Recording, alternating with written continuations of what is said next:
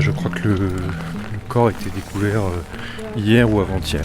Alors, on va à l'Institut médico-légal, qui est l'endroit où on réalise les actes de thanatologie, donc les examens de corps et les autopsies. Et donc là, on va réaliser une autopsie d'une personne qui a été découverte décédée dans un bois, je crois. Voilà, et au sujet de laquelle donc la justice s'interroge sur les causes et les circonstances de son décès.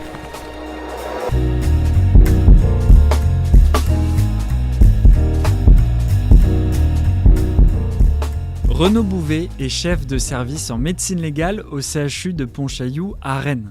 Nous avons tous en tête les séries américaines comme Dexter, Urgence, NCIS ou Les Experts à Miami, dans lesquelles l'activité du médecin légiste est réduite à l'autopsie d'un cadavre dans une morgue. En France, c'est l'inverse. Plus de 90% de son activité est consacrée aux vivants. Il y a l'examen des victimes pour déterminer une incapacité de travail, la constatation de lésions ou de traumatismes, l'examen des personnes en garde à vue ou encore l'estimation de l'âge biologique. Pour les 10% restants, il s'agit effectivement de l'examen de corps ou alors de l'autopsie. Dans ce nouvel épisode du podcast Les gens du coin, je vous propose une immersion dans ce service de médecine légale. Et pour commencer, je vous laisse entre les mains expertes de Renaud Bouvet. Bon épisode. Le soin présentait pas pour moi un intérêt majeur dans l'exercice de la médecine. Alors il y a plusieurs disciplines qui ne sont pas des disciplines soignantes en médecine. Je pense que j'avais aussi un attrait pour la matière juridique. Et je trouvais que la médecine légale, c'est une manière originale en fait d'exercer la profession, d'utiliser les connaissances médicales dans un autre contexte. Qui était celui d'éclairer la justice sur des points techniques de médecine.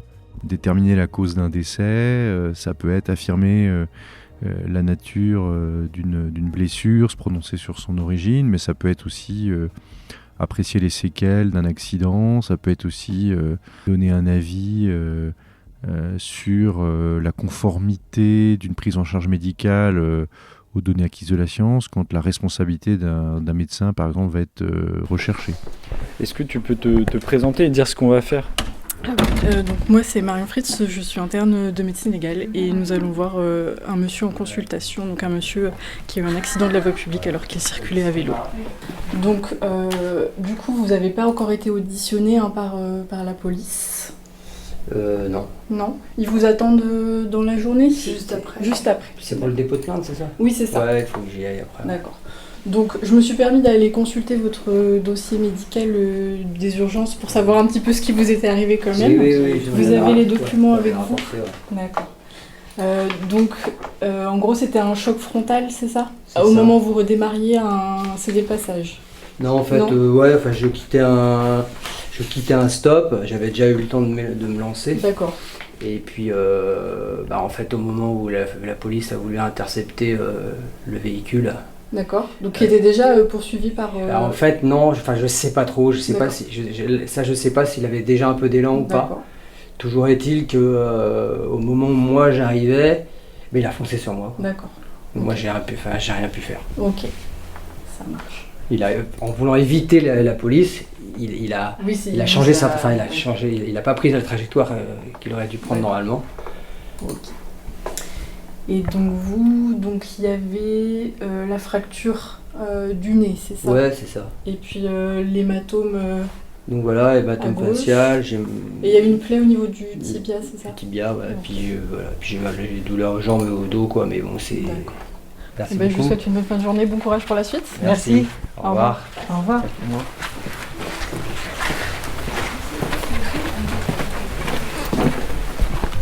Donc là, ça y est, c'est bon ? Ouais. Ça s'est bien passé ? Oui, ça s'est bien passé. Bon, j'ai encore un peu de travail, parce qu'il faut que je rédige le compte rendu à envoyer au commissariat.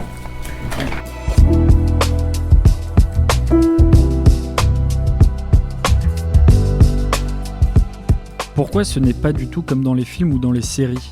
Alors, c'est partiellement comme dans les films et dans les séries, mais partiellement seulement. Alors, à plusieurs égards.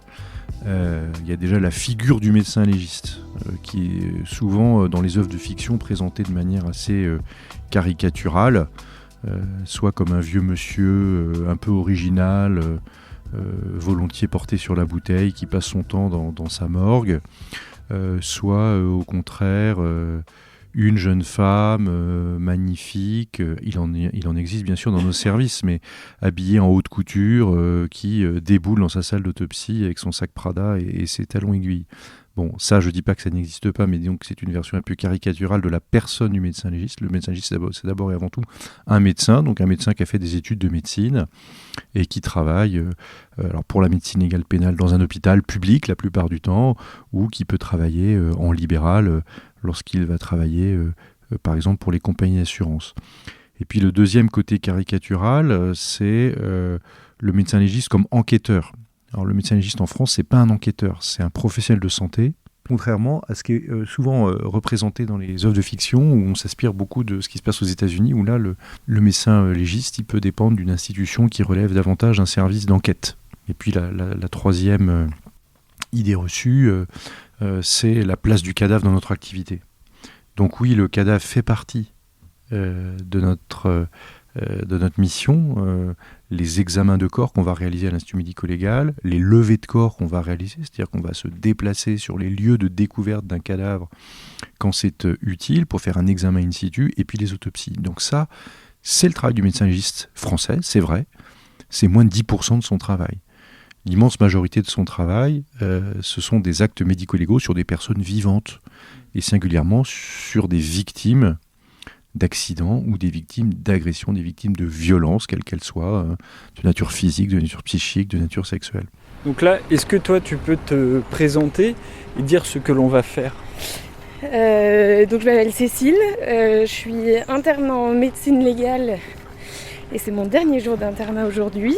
Et on s'apprête donc à aller faire un examen de corps d'une jeune femme qui s'est suicidée. Elle a été retrouvée pendue.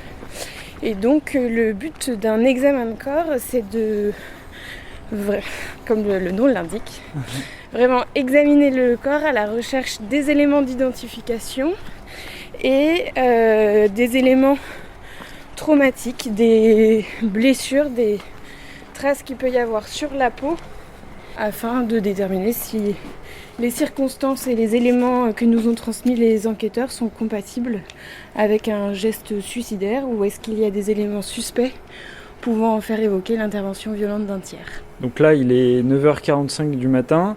Quand d'autres sont des bureaux, toi, on va examiner là un corps... Oui, c'est ça. Mort, un cadavre. C'est ça.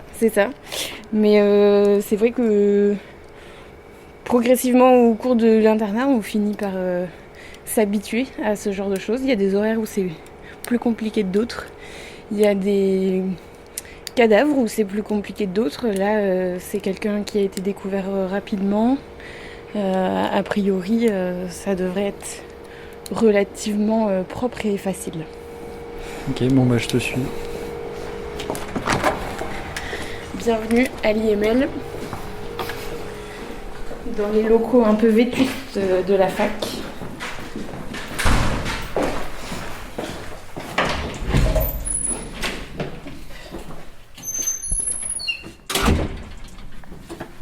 Là, c'est le début d'un film d'horreur. Ah non, ça s'allume. Ça s'allume quand même.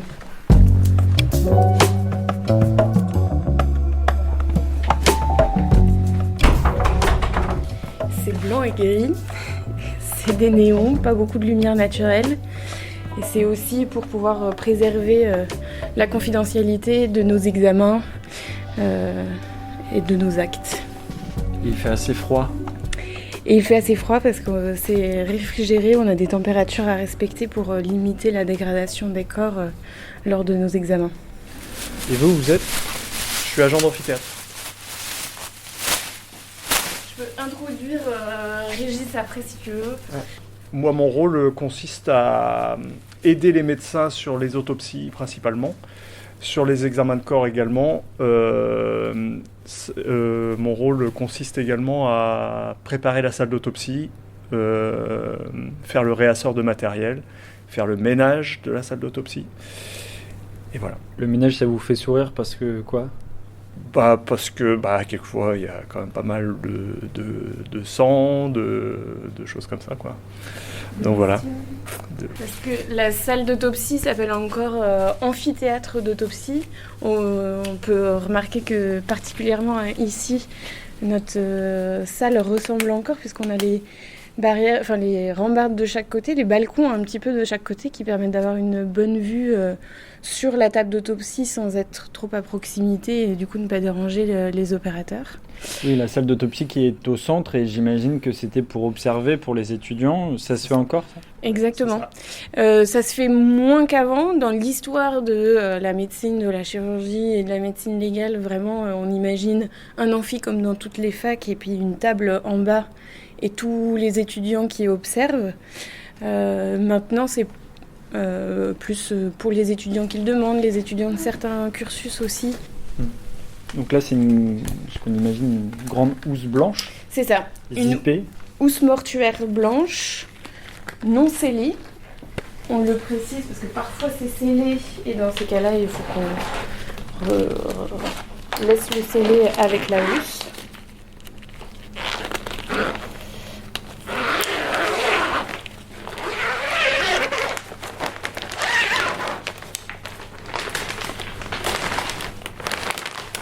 Donc, la housse contient un drap de secouriste. Et ensuite, nous allons décrire les vêtements et les caractéristiques physiques du corps. Et maintenant, je vais passer à la description des lésions. Je vais l'enregistrer moi-même comme je ne prends pas les Je me fais violence, mais je ne pensais pas que ça allait être aussi dur, en fait. C'est vrai que nous... déjà, en médecine, on est habitué au corps nu, au corps malade, etc. Et du coup, c'est vrai que les premiers cadavres sont aussi difficiles quand on est étudiant, qu'on a des décès dans nos services, etc. Mais c'est vrai que ça vient progressivement. Donc là, qu'est-ce que tu vas faire ? Donc je vais décrire une par une chacune des lésions traumatiques, qu'elles soient récentes ou anciennes, partie par partie du corps, de la manière la plus exhaustive possible. Le but étant donc de suspecter, d'évaluer si on évoque l'intervention d'un tiers ou si c'est des blessures qui peuvent être compatibles avec des gestes de la vie quotidienne, quoi. Très bien. Alors, on retrouve une zone d'appui à fond parcheminé qui fait 2 par 2,5. Donc on a 3 points de ponction à berge parcheminée dans la loge sous-clavière droite. Au niveau de l'abdomen, on retrouve 3 cicatrices blanches anciennes évoquant une cœlioscopie. À la face antérieure du tiers inférieur de la cuisse gauche, on a une ecchymose jaunâtre de 1,5 cm de diamètre et une deuxième de 0,5 cm de diamètre. À la face intérieure du tiers inférieur de la cuisse droite, on a une ecchymose.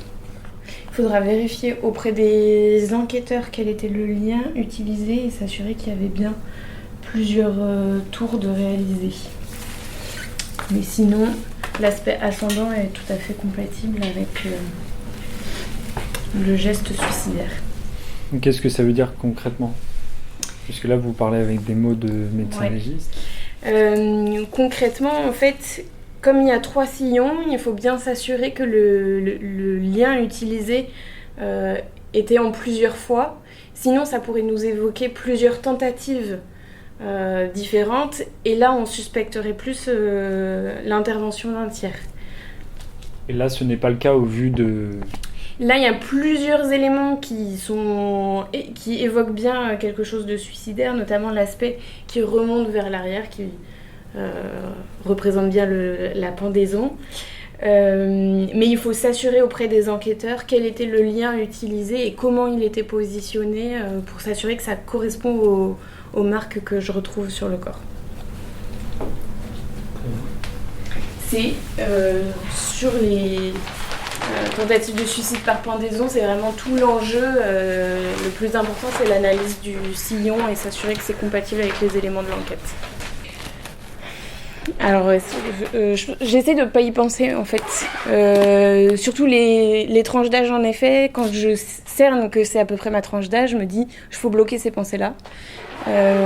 Après, dans mon parcours, j'ai bossé en psychiatrie, je sais ce que c'est que le mal-être et je comprends le passage à l'acte suicidaire. Donc, j'ai une certaine distance à partir de ça. Et en fait, c'est un peu la réalité de notre métier aussi, c'est qu'il y a plein de situations qui sont encore pires que celle-là. Et du coup, ça va.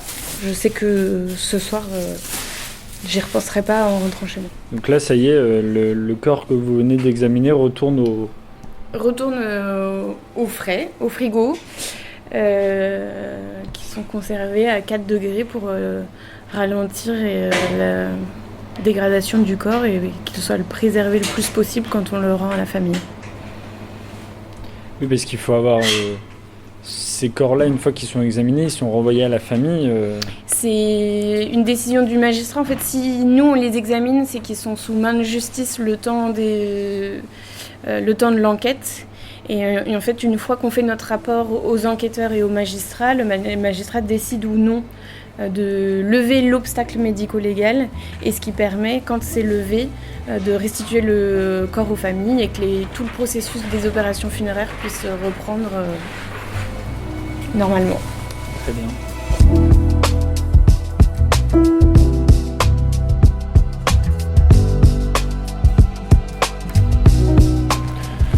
Et donc là, on va réaliser une autopsie d'une personne qui a été découverte décédée dans un bois, je crois. Voilà, et au sujet de laquelle donc la justice s'interroge sur les causes et les circonstances de son décès. Ça fait combien de temps que le corps a été découvert ?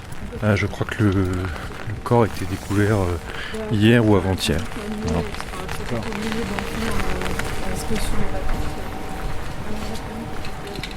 Et à droite, donc il y a la table où sont installés les gendarmes qui vont prendre des photos, faire les scellés.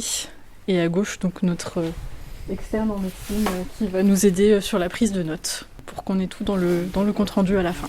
Donc là, concrètement, vous allez pratiquer une incision sur le corps et essayer de prendre des prélèvements pour comprendre les causes de la mort.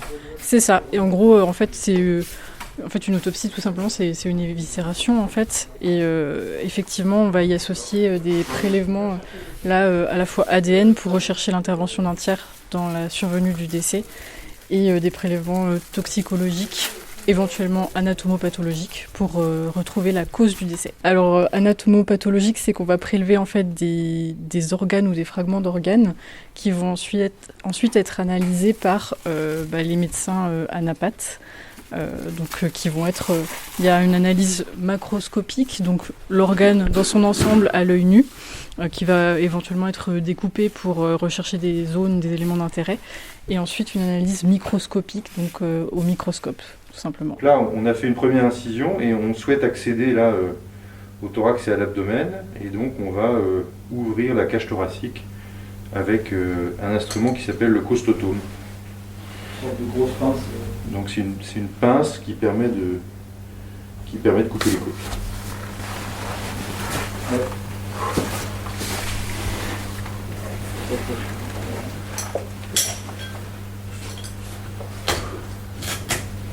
C'est assez physique. Ah bah là on aspire parce qu'il y avait un petit peu de sang dans les vaisseaux là, et donc on aspire. Donc là on va ouvrir le crâne à la scie, donc si vous ne sentez pas bien, vous êtes obligé de rester. Non,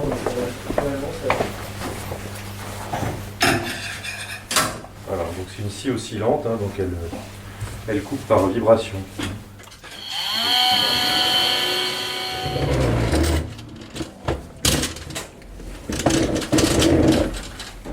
peux noter que l'utérus et les annexes sont en place. Donc là, on a retiré la calotte crânienne, donc on arrive sur une membrane épaisse là, qui est la dure mère, donc c'est l'une des méninges. Il n'y a pas de saignement dans l'espace sous-dural, dans l'espace extradural. Il n'y a pas non plus d'hémorragie sous-arachnoïdienne. Et maintenant, on va éviscérer l'encéphale. Le sang périph', on va voir. Vous aviez pas pris de sang périph'? Un bout de rate. Un bout de cœur, pardon. Un fragment de cœur. Il y avait moyen de faire quelque chose. Donc c'est pareil, il est là. Oui. C'est une étiquette. Pareil, l'étiquette est dans des poches comme ça. Montrez-moi.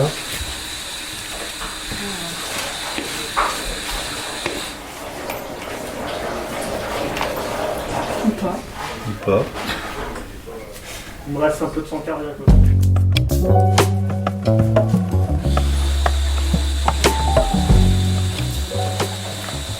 Donc tous les organes qu'on n'a pas prélevés, on les rend au défunt. Est-ce que vous pouvez décrire ce que vous faites? Là, on a placé les organes dans un sac et on les replace dans la cavité. Hein. Donc, c'est toujours le principe de minimisation. On ne prend que ce dont on a strictement besoin. On va toujours à l'économie des prélèvements. Tout ce qui est nécessaire, mais rien que ce qui est nécessaire. Donc à l'examen externe, on n'a pas relevé de lésions suspectes de l'intervention d'un tiers, y compris sur le plan génito-anal. Mais on a quand même fait des prélèvements qui permettraient d'identifier un tiers par des empreintes génétiques.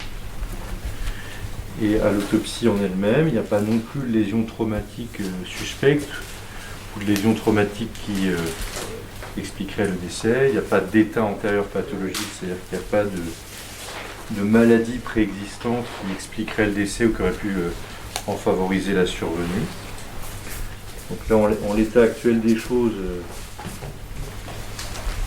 on peut établir que ce n'est pas une mort traumatique. En revanche, on ne peut pas préciser la cause exacte du décès, donc la suite des investigations va consister à exploiter les prélèvements toxicologiques et anatomopathologiques là, pour essayer de comprendre de quoi cette personne est décédée. Que va-t-il advenir de ce corps maintenant? Voilà, les enquêteurs qui sont là, ils vont rendre compte de nos observations au magistrat de permanence. Et le magistrat de permanence, compte tenu de ça, donnera ses instructions sur les suites de l'enquête. Et selon toute vraisemblance, comme les investigations sur le corps sont terminées, eh bien, il va donner l'autorisation de remise de corps à la famille. Et donc le corps va pouvoir, les opérations funéraires vont pouvoir avoir lieu.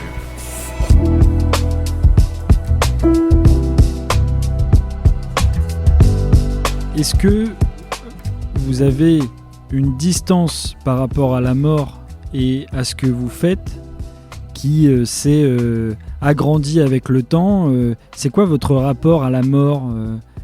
Comment vous arrivez à mettre cette distance-là? J'imagine qu'elle est nécessaire et surtout comment elle a évolué.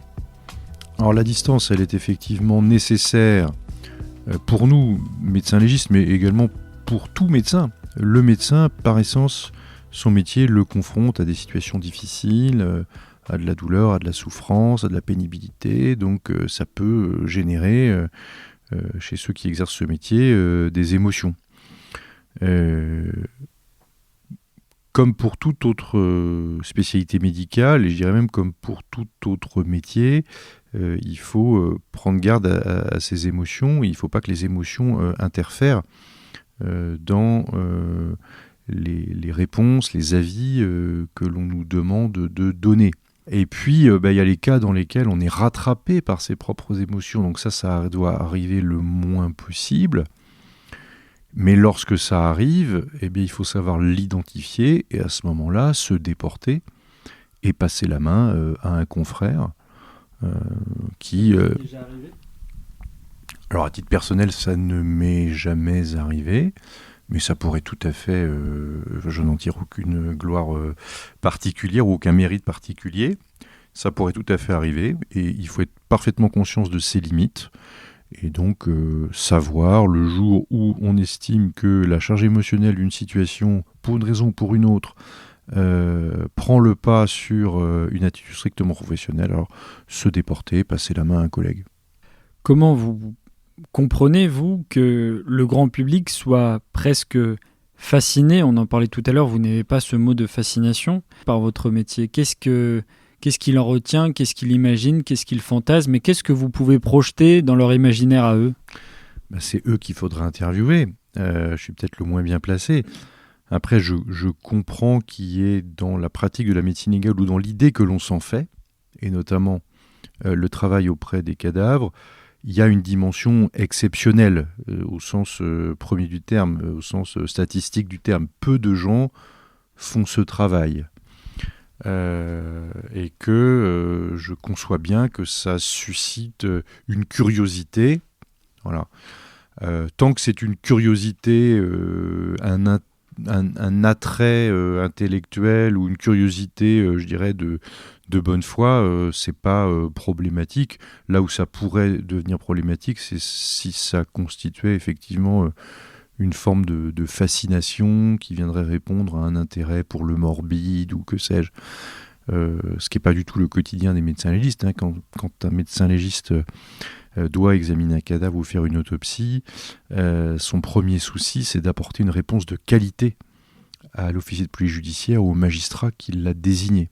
Et donc, quand on fait une autopsie, quand on examine un cadavre, on est tout entier concentré sur son travail de médecin pour faire un diagnostic médico-légal qui soit le plus précis possible. Est-ce que votre profession déteint dans votre vie personnelle ? Autrement dit, est-ce que vous arrivez parfois à vous émouvoir devant des films, à pleurer devant une série ou à trouver un livre particulièrement joli et bien écrit ? Ah mais bien évidemment. Bien évidemment. Alors, il y a juste mes proches n'aiment pas regarder des films policiers ou des séries policières avec moi quand il y a des interventions de médecins légistes, parce qu'en général, je soupire quand je vois que c'est pas conforme à la réalité. Mais en dehors de ça, oui, je suis un grand amateur de polar quand ils sont bien écrits, mais c'est pas la partie médico-légale qui m'intéresse le plus. Donc vous avez encore cette sensibilité-là, quoi. Vous pouvez... Bien sûr. Ça ne vous a pas complètement déshumanisé ? Absolument pas. Enfin, j'espère en tout cas, mais j'en ai pas le sentiment.